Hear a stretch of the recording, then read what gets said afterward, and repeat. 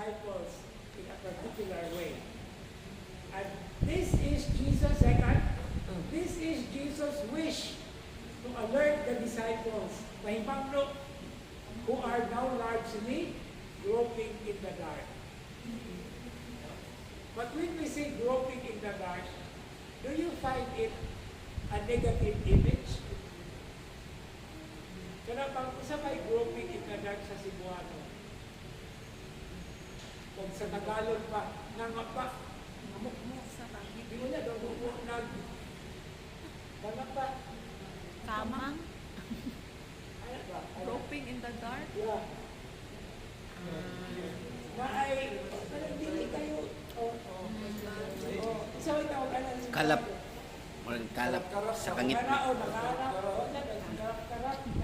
Nangapa. Because actually, in reality, in the realities of life, we are always... Nangaraw. Oo, nangaraw. Walang nabala sa lang puno. Kaya pag nagita ka sa kahayag o nagita ka sa eksakto na agianan, eksakto na balance, something like that. No? Okay. Ano man, yaan Biblia. Yaan Biblia. Mahimo kong ilo. Pero ingon siya nga, I am leaving you but I will send the Paraclete to guide you. Nala sa chapter 14. So di yun ay sila mga pa. Dili yun ay sila diyahan man sila sa Espiritu. Okay? So that's the point of the verse that is not read on Sunday. But it's a good thing to have it now para makita nato ang ginatubungan na larawan. Okay. Sa katapusan, second to the last minute, verse 34 or 35 minutes. Okay. I give you a new commandment. Love one another. As I have loved you, so you also should love one another. Verse 35. This is how all will know that you are my disciples if you have love for one another. Okay. What do we have to take into perspective here? In verse 34, after talking about His glorification, Jesus being glorified, the Father being glorified, and they both glorify each other. Okay? A commandment comes. Okay?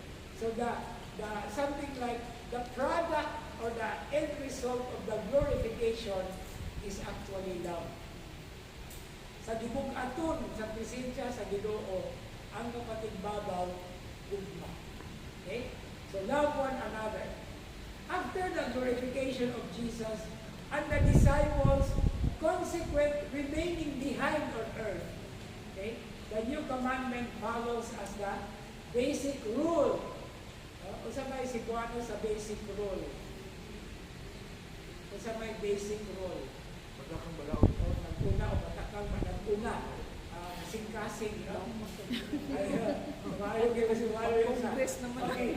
The basic rule for their emerging community. And where is the concrete example of the emerging community? In the washing of the feet, which is at the beginning of chapter 13. I, the Lord, am your master, am now washing your feet, so you also have to wash each other's feet. That is the expression of love. Concrete manifestation. Service. Okay.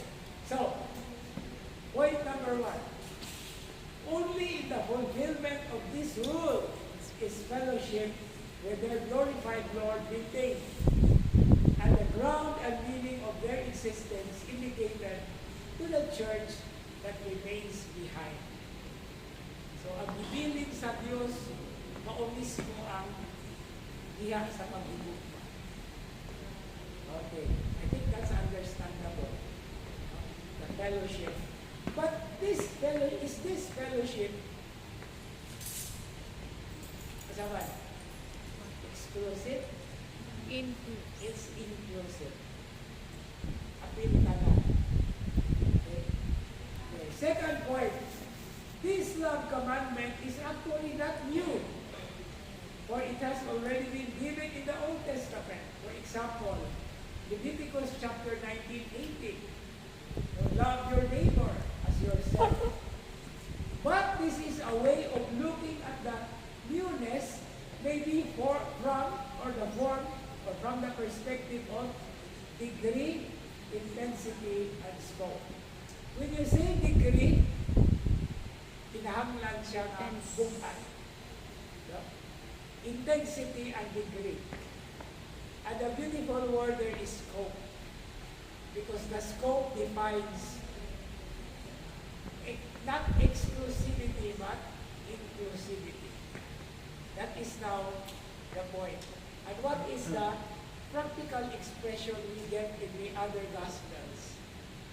It's about love your enemies.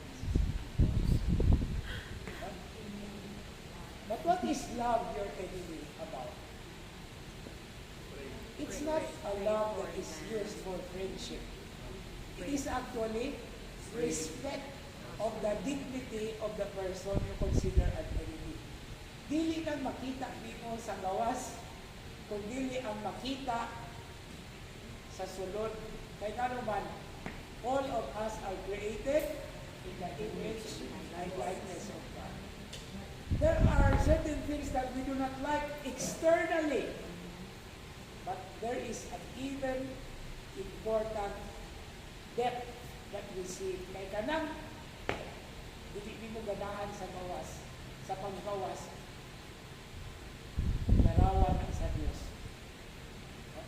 And then I also even include in the discussion or explanation here na kanang sa psychology nga gitawag og transference.